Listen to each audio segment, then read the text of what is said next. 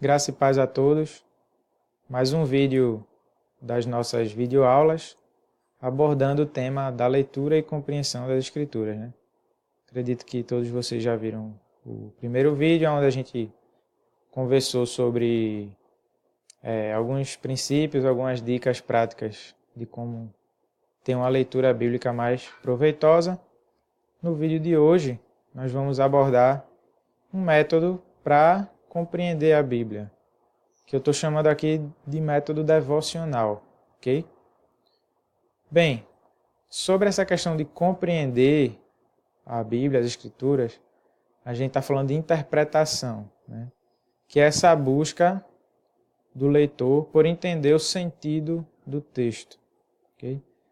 Existem várias formas de interpretar a Bíblia, no sentido de abordagens, né? No caso, eu não estou dizendo que existem várias interpretações válidas, né? Mas eu estou dizendo que existem várias maneiras de você se aproximar do texto e buscar uma compreensão dele, ok? Existe uma abordagem mais básica, que eu estou chamando aqui de devocional, que é quando você se aproxima do texto já com a intenção rápida de ser edificado, de aplicar na sua vida o que ele quer dizer. E lá na outra ponta, vamos colocar num outro extremo, existe a abordagem acadêmica, que eu coloquei aí em terceiro lugar, que é aquela maneira que é bastante assim ligada aos cursos superiores de teologia. Você vai fazer um bacharel ou um seminário para aprender o grego, para aprender o hebraico, lidar com tradução do texto original da Bíblia, para você fazer o que a gente chama de exegese do texto, e aí interpretar de uma forma mais profunda o texto. A gente aqui não vai trabalhar com essa abordagem, ok? Nós vamos falar de abordagens básicas, devocionais, que têm a sua total validade, ok? E também há uma abordagem que eu estou chamando aqui intermediária, ou seja, algo que é básico, mas ao mesmo tempo traz alguns princípios de um estudo mais aprofundado acadêmico, que hoje em dia, nós que não estamos nessa área acadêmica, a gente não está fazendo nenhum curso superior de teologia, mas é possível usar alguns princípios de lá no nosso dia a dia. Se a gente tiver um esforço maior, uma dedicação maior, não precisa ser nenhum teólogo para aplicar alguns desses princípios aí, que a gente vai mostrar em outros vídeos. Hoje, nós vamos focar numa abordagem básica que eu estou chamando de devocional, ok? Não que as outras abordagens não sejam úteis para a nossa devoção, não é isso que eu quero dizer, ok? Então vamos lá. Um método devocional. Existem outros métodos devocionais. Vou passar uma maneira que eu aprendi com o professor. Primeiro passo. Defina o texto. Lembrando do nosso primeiro vídeo, onde a gente falou uma das dicas para ter uma leitura mais proveitosa da Bíblia é que a gente leia de forma contínua, ok? Supondo que você está lendo um livro da Bíblia, uma carta, enfim, algum dos escritos que existem na Bíblia, de forma contínua, você vai, a cada dia, a cada momento da sua meditação, separar partes para você estudar, para você buscar compreender, né? Aí você vai definir uma dessas partes. Por exemplo, separei uma porção aqui, um trecho do Salmo 37. Salmo 37, do versículo 1 ao 11. Ok? Vai ser o nosso exemplo aqui para a gente ver como usar esse método. Então tá aí esse trecho, Salmo 37, do versículo 1 ao 11, numa versão mais complicadinha, né? Mas já deixei assim também para estimular você a não se acomodar com a versão bíblica da sua Bíblia. Procure fazer comparações. Pegue o texto da sua Bíblia e compare com a tradução na linguagem de hoje, compare com a NVI. Procure sites na internet onde tem várias versões bíblicas para você fazer a comparação. Ou se você já tem em casa mais de uma versão, você já faz a comparação em mãos. Se você já tem uma nova tradução na linguagem de hoje, compare também com essas versões mais antigas, com a linguagem mais difícil, toda comparação de texto, de tradução é válida para a gente entender melhor. No caso aqui, essa versão do Salmo está escrito dessa forma. Mas quando você separar o texto que você vai estudar, faça a leitura da sua versão que você costuma usar e faça as comparações também com outras versões. Aqui está assim. Salmo 37, do 1 a 11, diz assim: Não te indignes por causa dos malfeitores, não tenhas inveja dos que praticam a iniquidade, porque cedo serão ceifados como a erva e murcharão como a verdura. Confia no Senhor e faze o bem. Habitarás na terra e verdadeiramente serás alimentado. Deleita-te também no Senhor e te concederá os desejos do teu coração. Entrega o teu caminho ao Senhor, confia nele e ele o fará. E ele fará sobressair a tua justiça como a luz e o teu juízo como o meio-dia. Descansa no Senhor e espera nele. Não te indignes por causa daquele que prospera em seu caminho, por causa do homem que executa astutos intentos. Deixa a ira e abandona o furor. Não te indignes de forma alguma para fazer o mal, porque os malfeitores serão desarraigados, mas aqueles que esperam no Senhor herdarão a terra. Pois ainda um pouco, e o ímpio não existirá. Olharás para o seu lugar, e não aparecerá. Mas os mansos herdarão a terra, e se deleitarão na abundância de paz.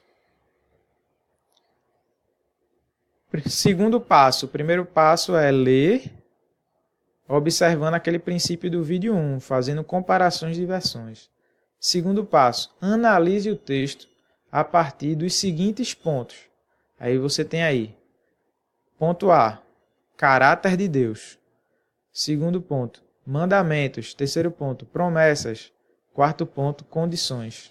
Então você vai analisar esse texto que você leu, que você comparou, várias versões, e você vai procurar o que é que esse texto me fala sobre o caráter de Deus, o que é que esse texto me fala sobre mandamentos, o que é que esse texto fala de promessas, o que é que esse texto tem de condições das promessas, certo? Vamos trabalhar aqui ponto a ponto para a gente entender como aplicar esse método. Sobre o caráter de Deus. A questão é, você vai olhar para o texto que você separou e você vai se perguntar: o que esse texto me mostra sobre quem Deus é? Certo? Sobre atributos de Deus ou o caráter mesmo de Deus. O que é que ele me mostra sobre quem Deus é? Então, nesse Salmos, a gente vê que o texto nos mostra que Deus é confiável, que Deus é fiel. A gente vê isso dos versículos do 3 ao 11, ou seja, boa parte dos Salmos está mostrando isso para a gente, que Deus é fiel, que Ele é confiável. Né? Do versículo 9 ao 11, também podemos perceber que o texto está mostrando que Deus é justo e que Deus é recompensador, que Ele traz recompensas para o justo, que Ele traz recompensa para o seu povo. Podemos também observar daquele versículo 4 que fala: deleita-te no Senhor e Ele satisfará os desejos do teu coração. Quando a gente interpreta esse versículo, a gente percebe que ele está dizendo que Deus é a nossa satisfação, que Deus é a nossa plenitude. Né? Se a gente pensar nesse verbo deleita-te, né, que é você ter prazer em algo, ou seja, tenha prazer em Deus e o seu coração ficará satisfeito. Os desejos do teu coração vão ficar satisfeitos. Por quê? Porque Deus é satisfação. Deus é plenitude para nós. Segundo ponto, analisar os mandamentos. Nesse texto, quais são os imperativos, ou seja, quais são as ordens que essa passagem tem para a minha vida? Existe algum mandamento, alguma ordem, algum imperativo que esse texto traz para mim? Nesse texto tem vários, né? O texto nos mostra que nós não devemos ficar indignados, não devemos ter inveja dos ímpios, não devemos nos irritar com a prosperidade dos maus. Ele me ensina, te ensina a não ficarmos irados, né? Ou seja, não me irar. Quando você estiver usando esse método, procure colocar as respostas de uma forma mais pessoal possível. Né? Então, quais os mandamentos? Aí você coloca assim: não ficar indignado, não ter inveja, não me irritar, não me irar, abandonar o furor. Ou seja, traga para a sua vida, porque é um método devocional, pessoal. Também nos manda confiar no Senhor, fazer o bem, se alimentar da verdade, se deleitar no Senhor, entregar o caminho a Deus, descansar nele, esperar nele, né? Várias coisas nesse sentido. De promessas, nós observamos que o texto ele fala sobre os malfeitores que eles vão definhar, eles serão exterminados, né? O texto também fala que Deus ele vai satisfazer os desejos do nosso coração, né? Que ele vai fazer o mais, né? O mais ele fará. Deus ele tem a posição de realizar as coisas na nossa vida. Então o texto ele também mostra, né, que Deus promete fazer sobressair a justiça e o direito do justo. O texto também traz a promessa de que os mansos vão herdar a terra, né? E eles vão se deleitar na abundância de paz. Mas aí você pode estar se perguntando o que significa cada uma dessas coisas. Aí é que tá, você vai ter que procurar ler esse texto fazendo as comparações com outras versões para você entender melhor. Caso essa linguagem aqui esteja difícil para o seu entendimento. Okay? Aí você lembra dessa questão de procurar linguagens mais fáceis para você. Outra questão outro ponto essas promessas que foram anunciadas, elas têm condições? Existe alguma condição para essa promessa se realizar na minha vida? Porque lembrando, existem promessas bíblicas que elas são condicionais, ou seja, tem o se, né? Se fizermos dessa forma, receberemos tal coisa. E tem promessas que elas são incondicionais. Deus está dizendo, eu prometo isso ao meu povo, eu prometo isso para quem está em aliança comigo, e não existe mais outras condições além de ser de Deus, certo? É isso que você tem que analisar. No caso desse texto, a gente pode dizer que existem algumas condições sim para as promessas, né? Por exemplo, quando o texto fala no versículo 4 que Deus vai satisfazer os desejos do meu coração, existe uma condição ali, existe uma situação que está vinculada à promessa, que é o quê? Eu me deleitar no Senhor. Se meu prazer estiver em Deus, minha satisfação estiver nele, os desejos do meu coração serão satisfeitos. E tem outras condições para outras promessas que a gente citou aqui. Entregar o caminho a Deus, confiar em Deus, certo? Tudo isso você vai analisar no seu estudo do texto. Outro passo, chegando aqui no terceiro passo. Ou seja, você já analisou o texto, observando o caráter de Deus, os mandamentos, as promessas e as condições. Depois que você terminou de analisar esses pontos, você vai escrever um parágrafo sobre a mensagem que esse texto traz. Ou seja, qual lição ou quais lições a passagem trouxe para a sua vida. Okay? Você vai se perguntar isso dentro do texto, você vai escrever um parágrafo. Por exemplo, o que a gente poderia dizer? É comum para nós, seres humanos, ficarmos insatisfeitos com a nossa vida. Olhamos para as pessoas ao redor, olhamos para nós mesmos, olhamos para as situações que nos afligem e ficamos irritados e impacientes. Ao ler esse trecho do Salmo 37, entendi que Deus é tudo o que eu preciso, que Ele é a minha satisfação. Quando eu me deleito verdadeiramente no Senhor, as coisas desse mundo perdem o valor. O meu desejo se satisfaz na presença dEle na minha vida. Então aí seria um resumo da lição que eu tive, ou no caso que você poderia ter, lendo esse texto, que é a mensagem da passagem, a lição da passagem. Últimos passos desse método.